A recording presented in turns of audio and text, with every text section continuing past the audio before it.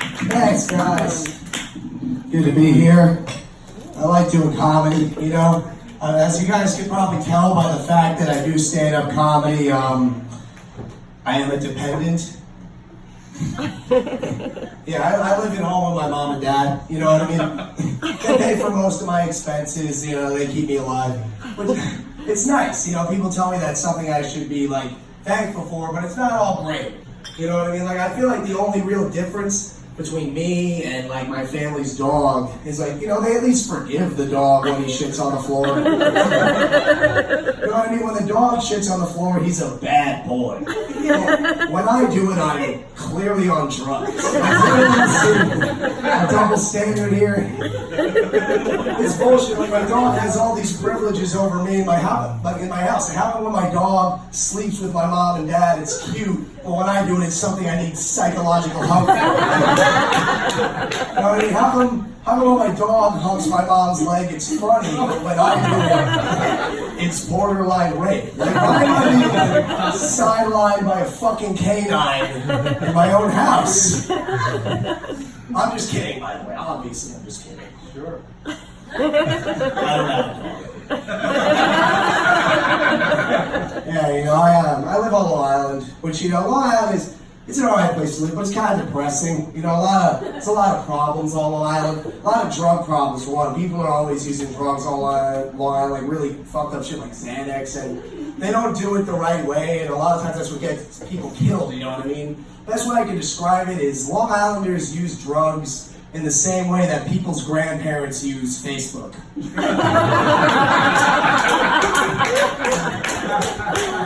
Incorrectly, too often, and against the wishes of all their family.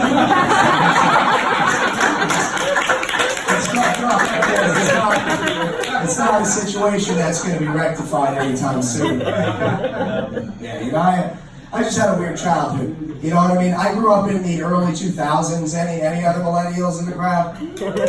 Yeah, because I was born in the 90s, so the early 2000s that was most of my childhood. It was a weird time to grow up, you know what I mean? Like, I knew Michael Jackson as a pedophile before I knew him as the king of pop. It was weird. Like, if you grew up in the 70s through the 90s, you knew Michael Jackson as a superstar, and then your reality got flipped when it turned out he was a child molester. I knew Michael Jackson as a child molester, and then my reality got flipped when I learned he had been the king of pop. It's like, really? The guy who fucks kids? Okay. Smooth criminal, I guess. It was strange, you know what I mean? It was very strange. But, I see a lot of weird stuff in the news these days, you know what I mean? Everything is so weird. Like, I saw this one article, and this is real. You can look this up. It's an article about this guy who he claims to be transracial. Like, this dude was born a white person, but he actually identifies as Filipino. So that's how he would like to be addressed. And I'm sure that sounds weird to some of you, but I actually get it. Because believe it or not, I've been transracial my whole life. Because you see, I was born an Italian person, but I always identified as white. Are there any Italians here today? Any? And listen, if you're Italian and you think you're white, that just means your grandma didn't live long enough to beat you with a spoon. That's all that is. Like, if you're like me, she would have beat that whiteness right out of you by yourself. A good Sicilian grandma does not let whiteness go unchecked. That's a fact. It's a straight fact. I don't know, there's a lot of weird shit these days. People talk about incels a lot. Anybody hear the term incel?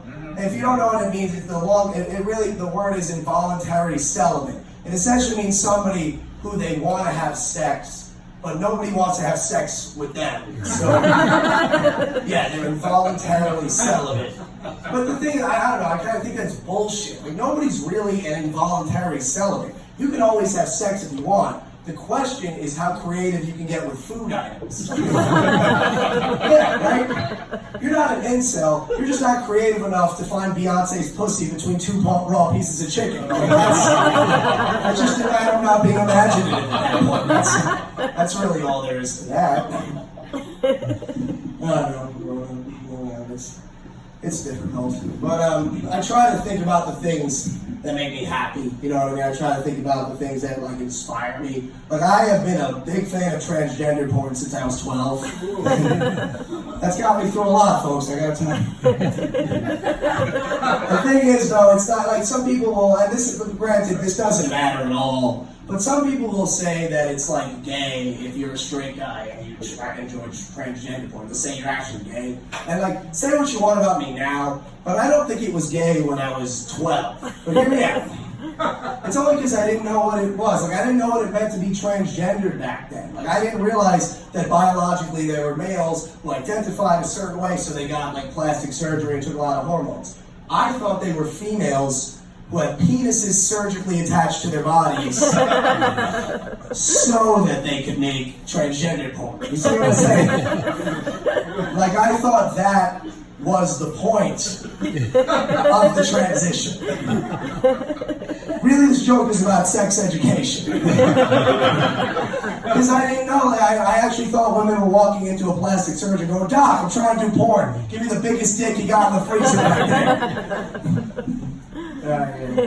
It's crazy, man. This world is crazy. Like in this world, we divide people into all these little categories. You know what I mean? Whether it's like racial categories or like political categories. There's so much division. I don't understand why we need to split people up into all these categories when we could just as easily separate the population based on who would and would not go ass to mouth. Like, doesn't that tell you all you need to know about a person? Because sure, like, I guess if you would go ass to mouth, they don't technically know who you voted for. Do you expect me to believe you haven't done some drugs in your life? You expect me to believe you don't know what crank is? I'm calling bullshit. I'm calling bullshit right now. So, yeah, that's where I'm at. I graduated from college a year ago, like about a year. Thanks for applying. You don't actually have to clap. I was an English major. It's not.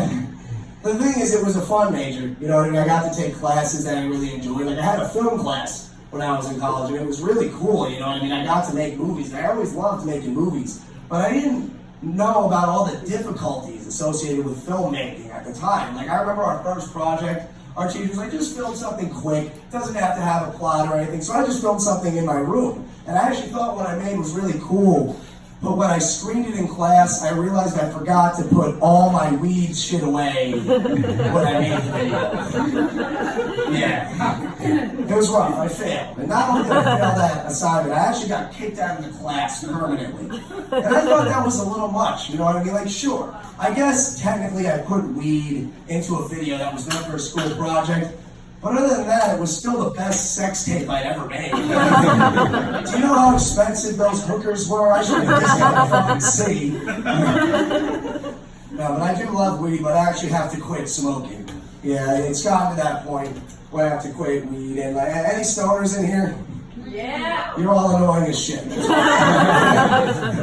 No, really, it's just because like I got to a point where it was just getting out of hand. Like, this is how you know that you need to quit weed. I'll tell you right now. Like, I'll explain. Like, I've never sucked a dick for weed, but like I would. That's how you know. Like, once you would suck a dick to have something, you should probably get less of that thing on the regular. You know what I'm saying? Yeah, you know. The world is depressing, you know what I mean? That's why I always smoke so much, because we live in a really depressing world, you know what I mean? Like, you hear about all these mass shootings happening, and it's so fucked up, it's so sad. But I personally think that if I never want to think about this, but if I actually did get caught in a mass shooting, I would be the guy who tries to tackle the shooter and like take him down and subdue the situation. And don't get me wrong, like, it's not because I'm tough or have any kind of combat training whatsoever. It's just that if you're a guy like me, suicidal, it's an opportunity to just I mean, come on, that's a golden opportunity to die like a hero instead of in my basement watching The Little Mermaid. You really think I'm gonna slip up on that opportunity? I mean, come on. There's no chance. There's no chance. I don't know, the political landscape, it's crazy. Like, I can't figure out where I fall politically, you know what I mean? You should take a side, but I just don't know where I land. But I'll tell you this, if I had to assign a political party to my asshole, it would definitely be Democrat. I mean, his border control policy is just way too loose for it to be anything otherwise. Like, all I'm saying is when it comes to immigration, as far as my asshole is concerned, everyone gets to come inside. You know what I'm saying? All right, thanks so much, guys. I'm Tom Crescenzo. You're awesome. You're an amazing host. Keep it going for Tom. Look at him go. All right, you ready for your next comic? Okay, she has worked for Adult Swim. Please keep it going for me.